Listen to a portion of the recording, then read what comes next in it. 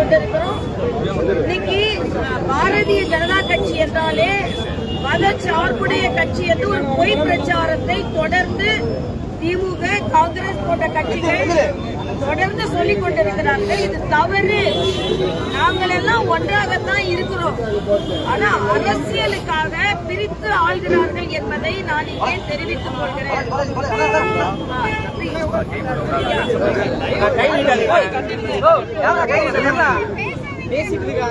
அதனால அன்னைக்கு கூட நான் சொன்னேன், ஃபாதர் பிஷப் எங்களுக்கு பிரேயர் பண்ணி கொடுக்கிறாரு. ஆனா முதலமைச்சர் அவர்கள் தொடர்ந்து ஏதோ தீபாவளிக்கு வாழ்த்து சொன்னா அது தவறு, திருப்பரங்குன்றத்துல விளக்கேற்ற வச்சா தவறு அப்படின்னு ஒரு மத வேற்றுமையை தொடர்ந்து முதலமைச்சர் அவர்கள் தம்பிங்களா ஐயா முதலமைச்சர் அவர்கள் விதைத்துக் கொண்டிருக்கிறார்கள். எந்த மாநில முதலமைச்சரும் இதை செய்யறது இல்லை.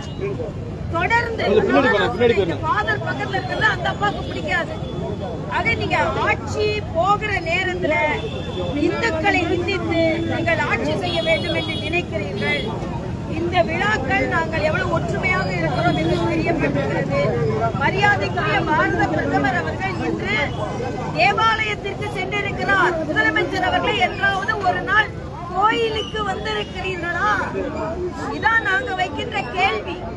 எந்த மதத்தை சார்ந்தவர்களாக இருந்தாலும் நம் மக்கள் அந்த மதத்தை சார்ந்தவர்கள் என்றால் அதற்கு மரியாதை கொடுப்பதுதான் உண்மையான ஆட்சியாளர்கள், உண்மையான அரசியல்வாதிகள், தலைவர்கள்.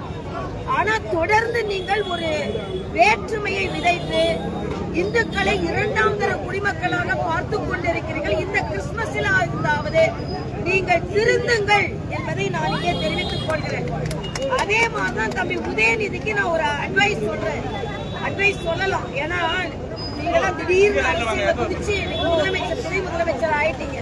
நாங்கெல்லாம் அப்படி இல்லை. எப்ப பார்த்தாலும் சனாதனத்தை ஒழிப்பேன், நானும் கிறிஸ்தவர் தான், நான் கிறிஸ்தவ மதத்தை சார்ந்தவர் தான், இந்து மத வேற்றத்தை விதைக்கிறது என்று சும்மா உளறிட்டு வேணா நான் கேட்கிறேன்.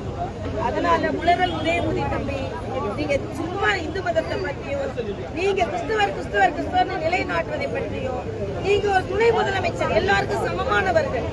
அதனால இன்று இந்த கிறிஸ்துமஸ்ல நாங்க சொல்லும் செய்தி தமிழ்நாடு மக்களுக்கு, நாங்கள் எல்லாம் ஒன்றாதான் இருக்கிறோம்.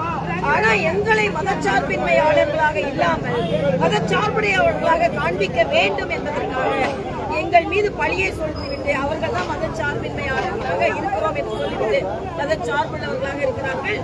இன்றைய தினம் மனதுக்கு வேதனையான ஒரு சம்பவம். கீழ்வெண்மணி நினைவு தினம் என்று இலச்சுமாந்தார்கள் சாமானிய மக்களை எப்படி கொன்று குவித்தார்கள் என்பதற்கு 40 பேர் கொன்று குவிக்கப்பட்டார்கள். இன்னைக்கு அண்ணாதுரை அன்னைக்கு ஆட்சியில் இருந்தார், இலச்சுமாந்தார்களாக காங்கிரஸ் இருந்தது. இன்னைக்கு அவங்க 2 பேரும் கூட்டு சேர்ந்துகிட்டு 100 நாள் வேலை வாய்ப்பை எதிர்க்கிறார்கள். 125 நாள் வேலை வாய்ப்பை எதிர்ப்பதற்கு திமுகவிற்கும் காங்கிரசுக்கு எந்த தார்மீக உரிமையும் கிடையாது. ஒரு பக்கம் விவசாயிகள் போராடி கொண்டிருக்கிறார்கள், ஒரு பக்கம் செவிலியர்கள் போராடி கொண்டிருக்கிறார்கள், ஒரு பக்கம் அரசு ஊழியர்கள் போராடி கொண்டிருக்கிறார்கள், ஒரு பக்கம் சுகாதார ஊழியர்கள் போராடி கொண்டிருக்கிறார்கள். எல்லாரையும் போராட வச்சுட்டு இன்னைக்கு 100 நாள் வேலை திட்டத்தை மத்திய அரசு எடுத்து விட்டது ஏதோ ஒரு பொய்யான குற்றச்சாட்டை சொல்லிக் கொண்டிருக்கிறார்கள். இன்னைக்கு 125 நாள் ஆக்கியிருக்கோம். அது மட்டுமல்ல, இந்தியாவிலேயே 100 நாள் வேலை வாய்ப்பு திட்டத்தில் அதிக ஊழல் நடந்தது தமிழ்நாட்டில் தான். எல்லாவற்றுக்கும் மேலாக நேற்று 2 மூதாட்டிகள் உயிரிழந்திருக்கிறார்கள். இந்த கூட்டத்திற்கு, இந்த ஆர்ப்பாட்டத்திற்கு வரணும்னு வராதவர்களை கட்டாயப்படுத்தி கூட்டி வந்து இன்னைக்கு 2 மூதாட்டிகள் இறந்திருக்கிறார்கள். ஆக நீங்க தான் இன்று ஒரு பொய் பிரச்சாரத்தை செய்து கொண்டிருக்கிறீர்கள். திராவிட முன்னேற்ற கழகத்தை மக்கள் மன்னிக்க மாட்டார்கள். என விரிவுபடுத்தப்பட்ட ஒரு திட்டத்தை எடுத்துட்டாங்க அப்படின்னு பொய் சொல்லிக் கொண்டிருக்கிறீர்கள் என்பதை நான் இங்கே பதிவு செய்கிறேன். 2026 தமிழகத்தில் ஒரு விடிவு காலம், விடியல் சொல்லி விடியல்ல, விடிவு காலம். இரட்டை இலையினாலும் தாமரையினாலும் தான் கொடுக்க முடியும் என்பதை நான் இங்கே பதிவு செய்கிறேன்.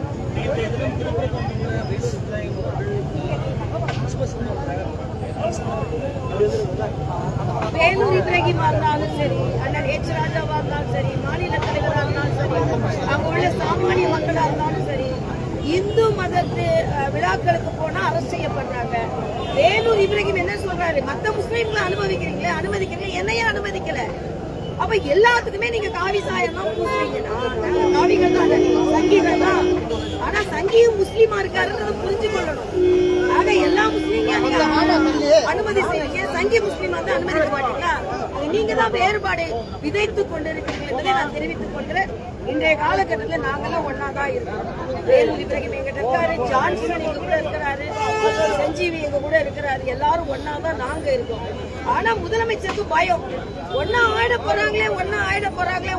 போறாங்களே பிரிச்சு வைக்கிறதுலே அவர் முயற்சி செய்து கொண்டிருக்கிறார்.